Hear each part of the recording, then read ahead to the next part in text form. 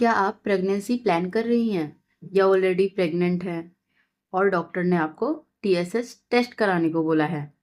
Thyroid का pregnancy से क्या कनेक्शन है और अगर थायराइड कंट्रोल में ना हो तो बेबी पर क्या असर पड़ता है? आज की वीडियो में हम सिंपल लैंग्वेज में समझेंगे, जैसे थायराइड क्या होता है, टीएसएच टेस्ट क्या होता है, प्रेगनेंसी में इसका क्या रोल है और नॉर्मल रेंज क्या होनी चाहिए।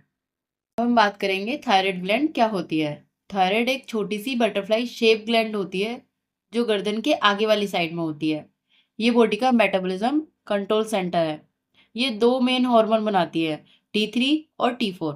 ये हार्मोन्स कंट्रोल करते हैं energy, weight, period cycle, ovulation और बेबी का ब्रेन डेवलपमेंट। अब हम बात करेंगे टीएसएच टेस्ट क्या होता है। टीएसएच की फुल फॉर्म होती है थायराइड स्टिमुलेटिंग हार्मोन। ये ब्रेन की पिट्यूटरी ग्लैंड से निकलता है।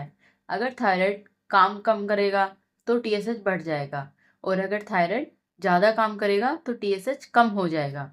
इसलिए प्रेगनेंसी में सबसे पहले टीएसएच टेस्ट किया जाता है। हम बात करेंगे प्रेगनेंसी में थायराइड का रोल।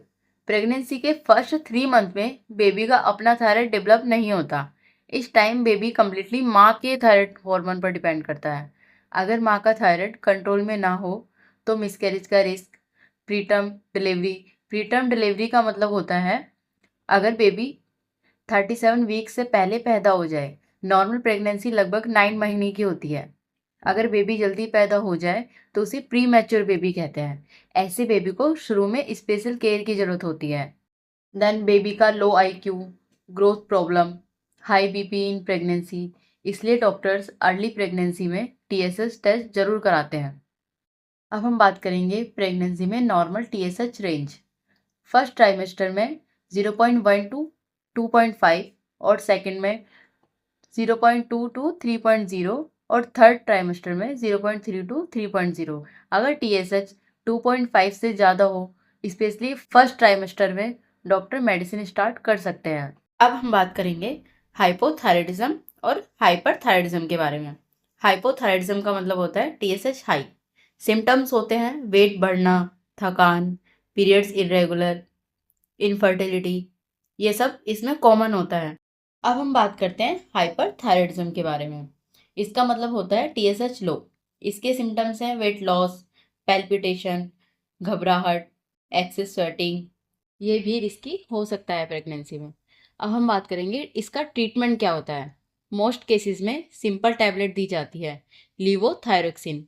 ये खाली पेट लेनी होती है और रोज़ सेम टाइम लेना है। अगर आयरन और कैल्शियम की आप मेडिसिन ले रहे हैं तो उसमें 4 घंटे का गैप रखना है और 6 से 8 हफ्ते में टीएसएच टेस्ट रिपीट कराना है। अगर थायराइड कंट्रोल में हो तो प्रेगनेंसी बिल्कुल सेफ होती है।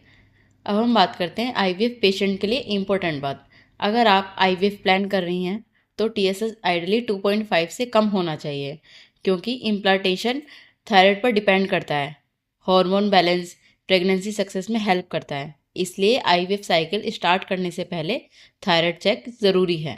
प्रेगनेंसी में थायराइड एक छोटी सी चीज़ लग सकती है, लेकिन बेबी के ब्रेन डेवलपमेंट के लिए बहुत इंपॉर्टेंट है।